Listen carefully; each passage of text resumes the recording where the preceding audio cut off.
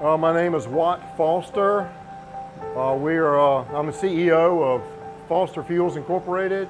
My name is Will Rohrig. I'm Vice President of Mission Critical Services at Foster Fuels. My name is Stephen Tibbs. I'm a Senior Vice President with Foster Fuels here in Puerto Rico. My name is Mark Crouch. I'm a Fuel Quality Operations Manager. My name is Alan Mitchell Hall, and I am part of the Mission Critical position here to deliver fuel and supplies in Puerto Rico for Hurricane Maria relief. I'm Freddie Widener. I've been working with Foster Fuels for a little over a year now, and I'm the Mission Critical Sales Representative for the Division of Mission Critical there at Foster Fuels. Name's Scott Worley. I've been with Foster Fuels for a little over 2.5 years now. I am the Sales Manager in Mission Critical Operations. My name's Justin Beaumont. Here in Puerto Rico for Foster Fuels, I'm over top of the shop, and I have 5 mechanics working with me, and we're trying to do upkeep and preventive maintenance on the fleet of trucks. My name is Todd Puckett. I'm a fuel quality technician back home in Brooknell at our headquarters office. Bruce Cruz. I'm a camp manager. The boss, he calls me the mayor. My name is Brandon Shepard. I'm a propane truck driver here in Puerto Rico. My name is David Bordelon. I'm with Macro Companies and I'm a fuel site manager. I've been doing this about 6 years, and this is my first time working with Foster. Although now we're going into month 3. I met these guys at Hurricane Harvey in Texas, and we proceeded to Irma in Florida, and now here in Puerto Rico. My name is Jared Bomar. I'm here with Foster Fuels. We're working on our 7th week. Basically, I'm involved with the transload operation. Basically, what we do, we take, as you can see behind me, transport with anywhere from 7,500 to 8,000, 9,000 gallons at a time of diesel or gas or whatever may be needing to go out to the RSAs. We take it and take it off of a tractor trailer and basically bring it to a squirt truck or a little smaller tanker where it can be delivered. We left Jacksonville, Florida 3 weeks ago with 165 pieces of support equipment and 140 men, 120 fuel trucks, and we have 17 staging sites around Puerto Rico and in all the villages and towns and cities to support the fueling efforts of the people here. Our partnership here with FEMA and Department of Defense and DLA went very smoothly. Everything seems to be getting taken care of, very organized, and I think everybody is happy with the job that Foster Fuels has done here.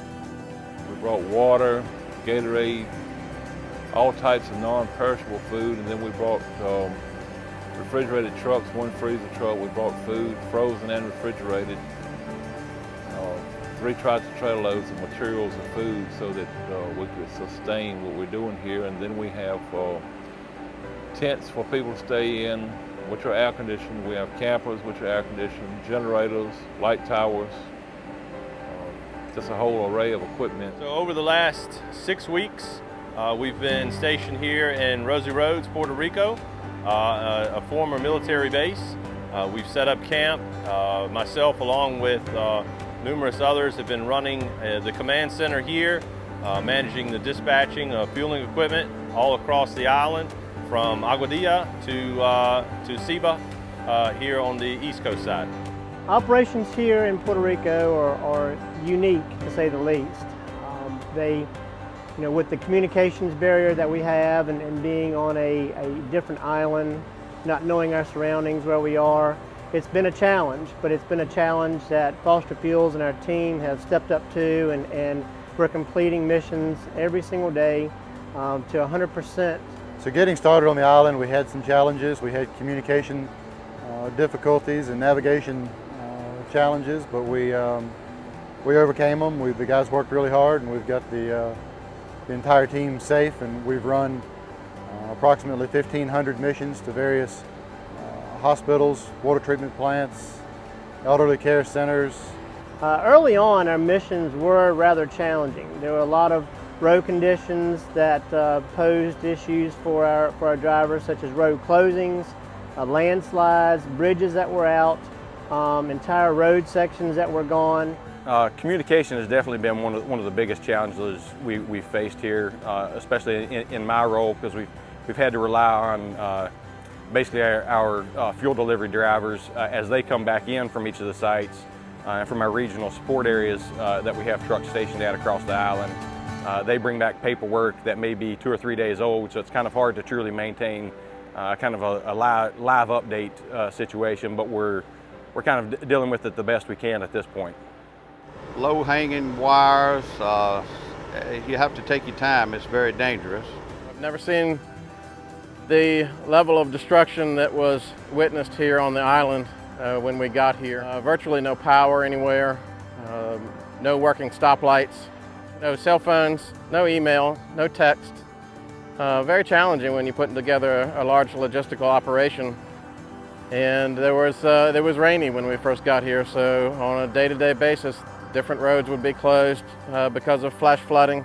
The biggest challenge so far for being a mechanic and running a shop over here is just being able to get the parts in a timely manner. We have some manufacturers of trucks over here that are not as popular over here in Puerto Rico as they are in the States, so it's taking a little bit longer to get them parts over here when you only have, say, one dealership on the whole island, where some of the other manufacturers may have 3 or 4 dealerships.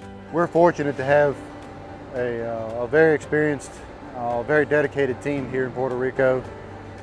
A lot of these men and women have been here and worked with us for many years on different events going back to Hurricane Katrina and before. Even this year we have quite a few people that have been with us for Hurricane Harvey, Hurricane Irma, and now Maria, and I just can't say enough about how appreciative I am and Foster Fuels is for the hard work this team is putting in. So here at Rosie Roads, we do get daily orders for dispatching equipment. Those orders come direct from the DLA. That information comes to us from an on-site contact of theirs. Comes into our command center. From there, it's handed off to myself or any number of other colleagues in our command center.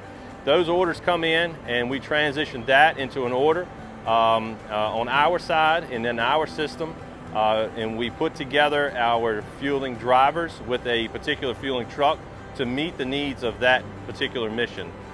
From there, our drivers are dispatched. They go out in the field to these locations based on coordinates. Obviously, we're from the mainland, and here in Puerto Rico, we're not too familiar with the system and the signs and the communications, how the roads and towns are labeled. So we use GPS coordinates, latitude, longitude, to pinpoint the exact location of the delivery. That information is programmed into a GPS given to the driver, and we've also had the help of local police and law enforcement as far as escorts to be able to take us to these sites, make that delivery, and return home for the next dispatch. Well, at the beginning, we knew it was going to be rough. We came prepared to stay in tents and cots, and naturally we had to get our equipment off of the barges onto to the port, and then from the port to the area here. And we got off the airplane and we went directly to a ship, which took us 3 hours to go 8 miles. And ship living was quite a challenge. It was good, but each day I try to make things better every day, even if it's just a little bit better than it was yesterday, and tomorrow's gonna be better than today. We may not pump a lot of gallons at each site, 40 or 50 gallons, but it's not the amount of gallons, it's what that fuel is being used for, and where would they be without it? So far, my experiences have been good. The some times have been a little more trying than others. Me personally, I had to go up on a mountain to fill a communications tower, which was a little sketchy the first time. Roads are narrow and it's not a lot of room, so when you meet somebody, you have to be really comfortable in the truck that you're driving. But other than that, things have been going good. We haven't had any major problems. People have been great to us. They've welcomed us with open arms. So far, all my time here in Puerto Rico has been a great time. I came in expecting something completely different. People was more welcoming. couple times going out to get parts myself here local.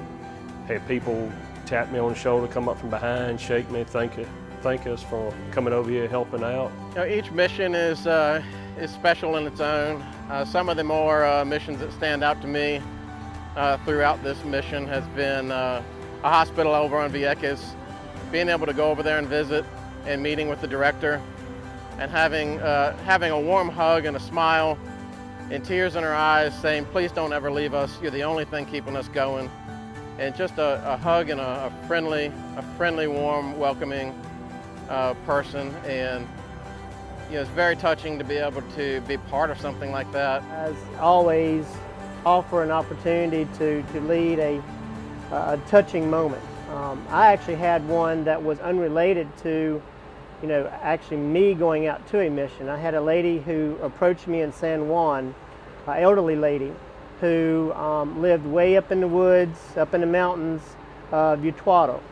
And the night of the hurricane, she and her sons were in their home, and her sons escorted her out of the house because they felt like they were in peril. And sure enough, they lost their house to a landslide. That landslide took everything. It took everything they had, every last bit. They had nothing left.